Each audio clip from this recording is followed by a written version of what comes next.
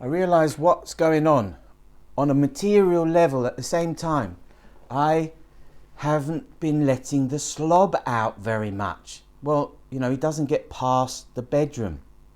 When I've been coming out into mum's world, everything has to be very, very in its place. Everything has to be clean. Nothing must actually look like you're using it. So I don't spread myself there. I respect her way of doing things, which means I have to suppress or repress my naturalness, that while I'm not messy, I tend to have things spontaneously put in a certain place. It might not even make sense at the time, and maybe it's on its way somewhere, but it's part of my process that is always interfered with by other people. When I was with Justine, she was so obsessive about how the apartment should be for her. It had taken her so much time to create the efficiency and simplicity and necessariness, and there were shelves with things and everything was exactly how she wanted it. And then how do you allow someone to come in there and also have a feeling of being there, of living there, that when you actually move in, and I am living there, I never felt like I was. If I left something out, if something was not in a place that worked for her, it would have to be moved eventually. It wouldn't always be moved like mum moves things, but eventually it would have to go where she needed it to go to find peace, because it would be the one thing, like a light flashing constantly, that she would notice that she would have to do something about, because the alternative was to understand why, and that's a much harder process than it is to just move the thing. So I had no, or very little. I had a little bit. I managed to have a little bit. I found little spaces that somehow I could leave things. Nothing was ever truly sacred, but for the most part, if I put it there by my pillow or something like that, it would usually stay. She would get to it eventually if there was a few bits of tissues or something, but she wasn't anal about it when she was happy. She only became much more intense about it when things weren't going so well. So another thing that I've been doing while mum's been in hospital is let the slob out. Not put things away, not move something, leave something right there. Just because that's where I want it in this moment, and there's nobody else I have to consider. There's nobody else whose opinion will make itself known if I do something in a certain way. And I allow the strangeness in me that isn't getting expressed to be expressed. And by reflection, or maybe as a result of, it's freeing me up to make recordings, to say things, to practice speaking like this so that it becomes easier for me to do so. Yesterday, after I'd been speaking all day, and Lisa calls, and while it was awkward for a bit, didn't seem to be possible to connect properly, something interfered with it, then it worked. And suddenly I'm finding myself speaking to her with the same energy, same tone as I'd been recently making recordings with. Just talking about what was going on with mum and so on. She gave me some information that I needed to know without having to make contact with mum, because I have been avoiding that for the reasons already said.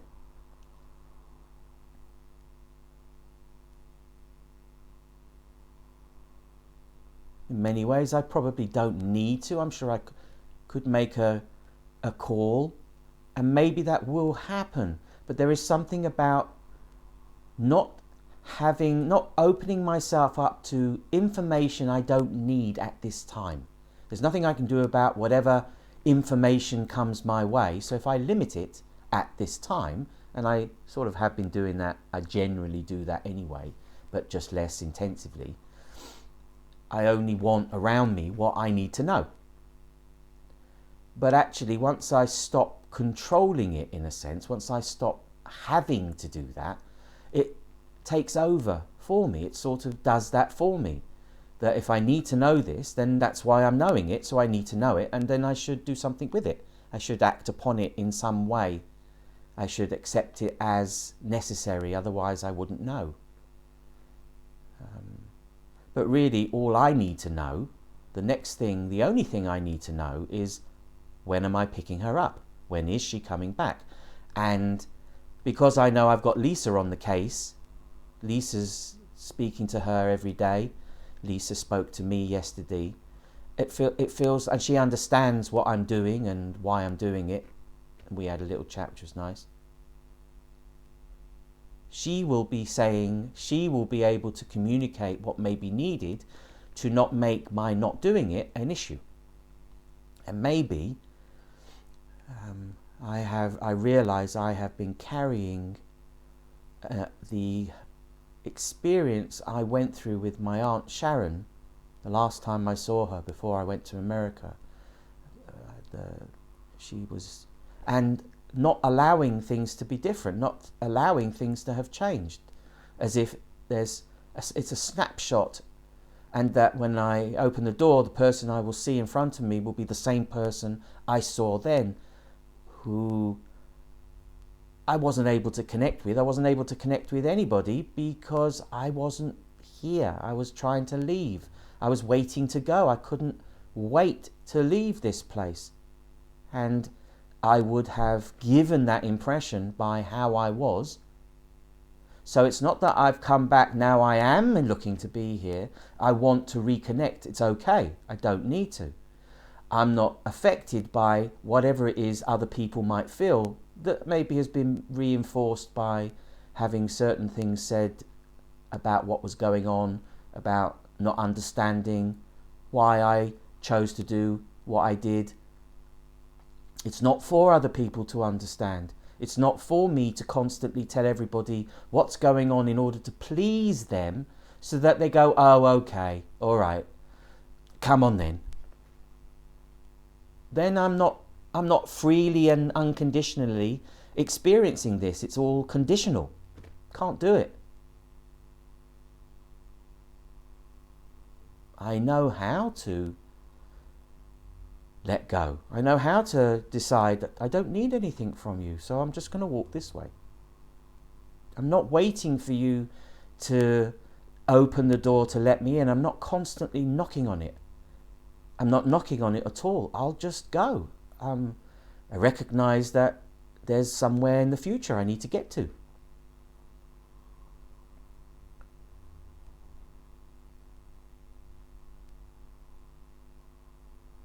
Of course, sometimes I do just sit down outside quietly and wait. There have been times when I have absolutely wanted that door to be opened.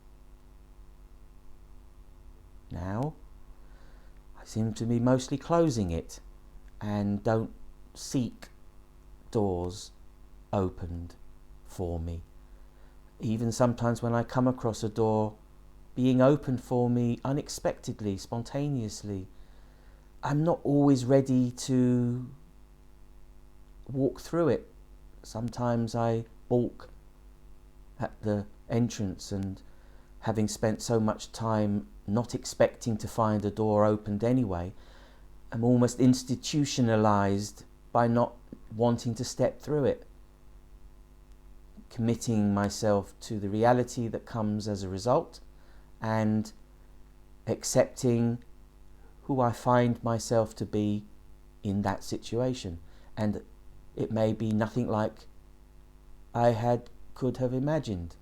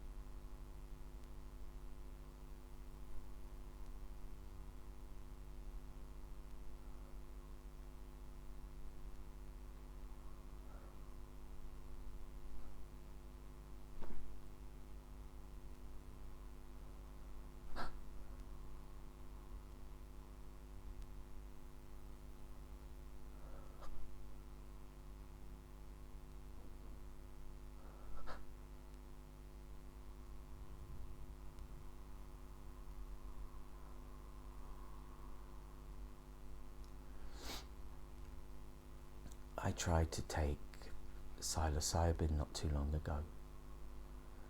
I tried to take Amanita muscaria that I found fresh in the graveyard in Penzance,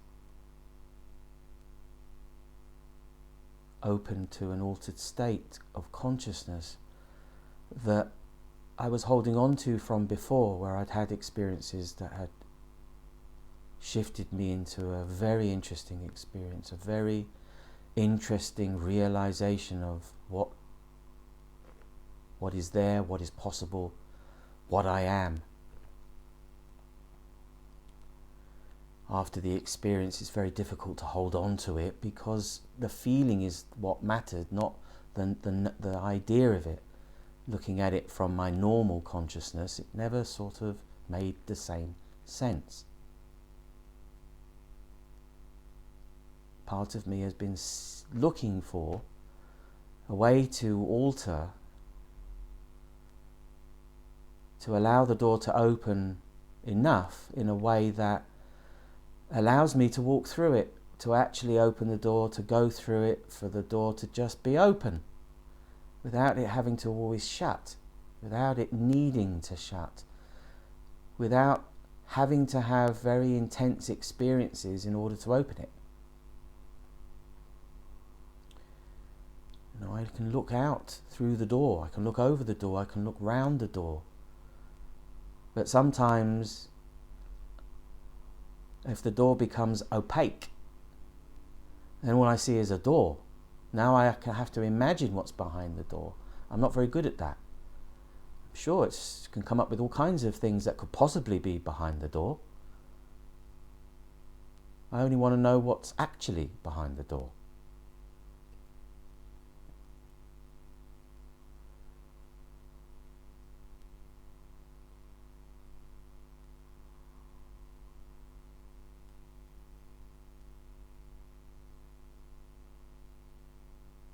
But each of those experiences didn't work. They didn't have the effect on me that I was hoping they would have, or expecting them to have, assuming that they were what they were and I'd used them before. There should have been something that I could have recognized to complete the intention. And I didn't. My faithful cannabis, she's been with me all along, and she still is with me. And it feels like it's the only thing that's right to use. And we, as a people, have been using it for a long time, regardless of whether relatively recently it was criminalized and turned into something that people were told they shouldn't have. There are many reasons why that took place, many greedy, political, selfish reasons why that took place, but we're coming through that now, so that it just comes back into society in the place that it traditionally had, and is used, can be used by different people in different ways. And I have found a way to use it in a way that allows me to shift, channel, focus, which you've seen. Obviously, you've probably seen those if you're listening to this, or if you haven't seen those, then they're there to be watched, listened to explain it properly.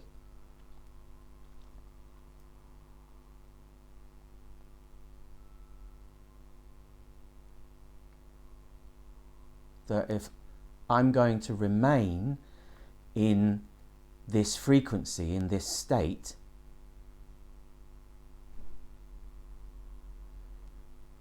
to practice it, to use it, to be it, it is me, I am it. And quite right now, again, the feeling of being able to talk doesn't require me to see or to be looked at. That actually, like before, where I can end up being facing in a completely different direction, having no sense of the fact that it moved. It would be interesting to watch that video to see when that took place, how gradually it happened, or What? Because it was quite a shock to me, as you saw. Just surprising to open my eyes and not see what I would have expected to see. It's a strange experience. I get used to, especially in that feeling, because it made me laugh and laugh at myself and laugh at the oddity of it. And it sort of regrounded me, as it were, because it would be easy in a sense to want to think it would be appropriate to stay like this, just eyes closed, talking and quiet. And maybe there are periods when it's important it is. But actually, it would make more sense to, it has to assimilate, it has to kind of, it's a kind of, if it works, it's a remarkable thing to connect like that and to somehow be in the world with it and not have any reason to be afraid of letting it out.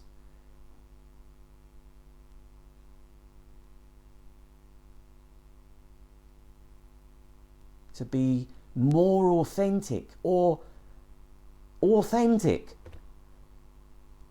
as this journey continues, rather than hide myself as this journey continues, keep myself hidden, do it from behind the wall, not be noticed, keep quiet, just get on with it and struggle through, keeping my head above, whatever normal sort of earthly stuff. Or this, well, I think I'm making my choice. I don't know what it will be like. Obviously, I don't know what else I'm going to say or what else is going to happen between now and the time that it changes. And clearly, as there is more time, there's still this unknown feeling about it, which is also helping to contribute towards me being in this moment without future.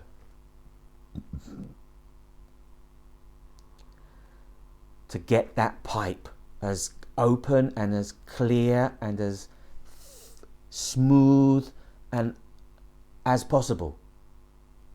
That there's even the last little bits of non-freedom, of oppression, of suppression, of belief still is something that connects me to the normal physical.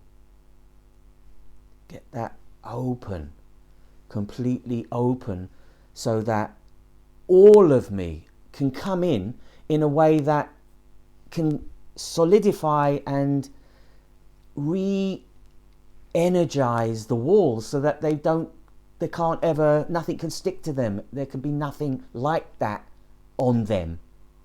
Again, there can be nothing that interferes with the flow that comes through in its flowness, in its fullness.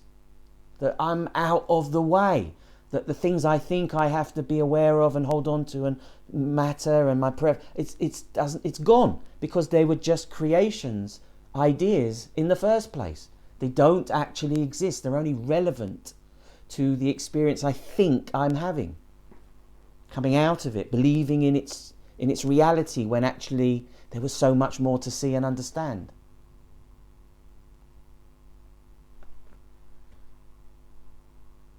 I was like this for a bit in America.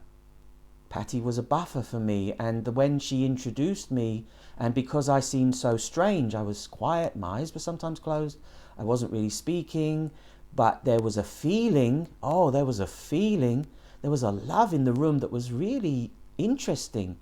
Strangers who were just accepting me, and they already knew that she was strange, and so it was okay for me to act strange, and that allowed me the freedom to stay like that, to observe and to be in with them but not of them. Eventually, of course, I would begin to be misunderstood, and people would assume things about what I did or didn't do that weren't correct, because there was so much that they didn't know about me, so much about what I saw and what I could say if I tried, and sometimes I did, and sometimes it didn't work anyway, but what I could say was often way, way below what it was I could see. I knew that it felt to me like I ought to be able to find expression for this. I ought to be able to put it into words in a way that could be understood and would be sufficient. But I simply wasn't able to. Whenever I tried, it just came out as something else. Sometimes it came out in such a strange way, it had such a different reaction that I had never even contemplated it could have had that reaction.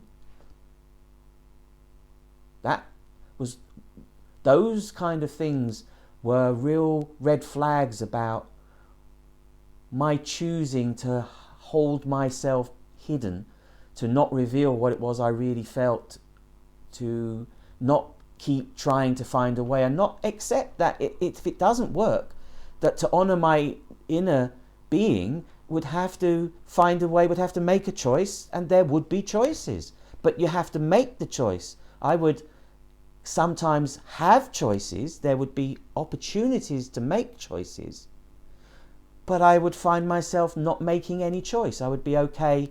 I'd got used to being in the bus station and there's all the buses waiting and I can get on any one. I know that I can only get on one. We're all going in different directions. So when I get on one, I, by default, eliminate all the other choices. I can't take those choices now. I'm on that bus going that way. And yet it seemed better to somehow not make a choice, to keep all those buses in potential effectively, although clearly if they sit there too long, they start to, something starts to happen. There starts to be a breakdown, something goes wrong if they sit there too long.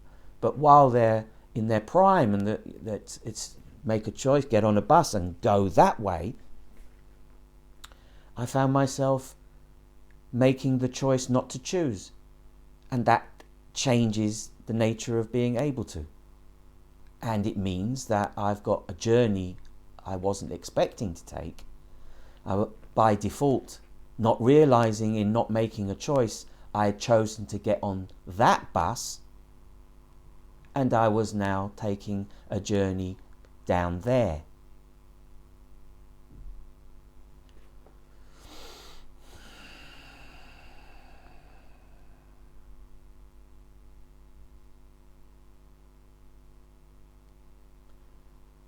Go to hell and learn to live there. If you get on a bus that takes you to hell, and by hell I don't mean some religious term of hell, just a place that you don't want to go to. To get on a bus and go to hell and know that you're going there, or discover that that's where you've ended up, and it isn't what you think it is, so yet it is still where you know you cannot be. There's possible to find love in it. It's possible to find rightness in it, because ultimately, behind everything, at the core, is God, good, one thing, love, source, isness, presence. So everything coming out of it, everything that manifests out of it, no matter what it actually looks like, no matter how it's being experienced, has that behind it. So must be ultimately good, right, needed. Whether we see it or not. If we see it, if we're somehow able to recognize it, then we assist greatly in the reason it was there. But if we don't, it still has the same effect. It just takes longer. And there's no rush, essentially. Essentially, there's no rush. And yet somehow things are in momentum. It has to move according to the speed it would naturally move at. That it's got to get to a place where it is and cannot stop being. That as it's moving forward, growing enough that the momentum of its activity just takes over now, and now it can. Now it's ready, now it is, because there isn't anything else. That's all there is. That's what is needed to be.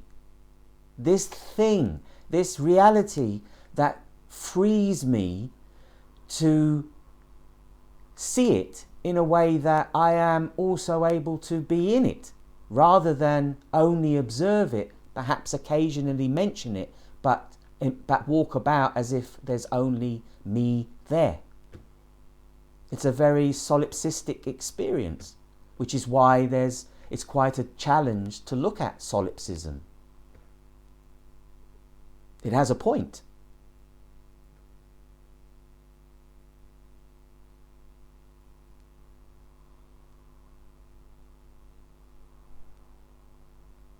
I don't know what else there's left to say. I didn't know I was going to say this.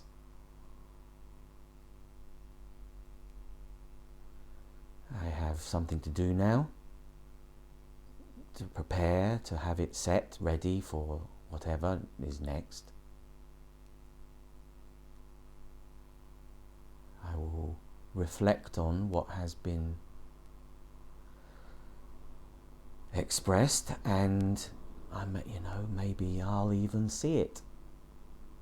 Sometimes it feels like I want to watch something. I want to just be present with something that I can just enjoy. And sometimes I choose to see what it looks like, to watch me tell me what I just said.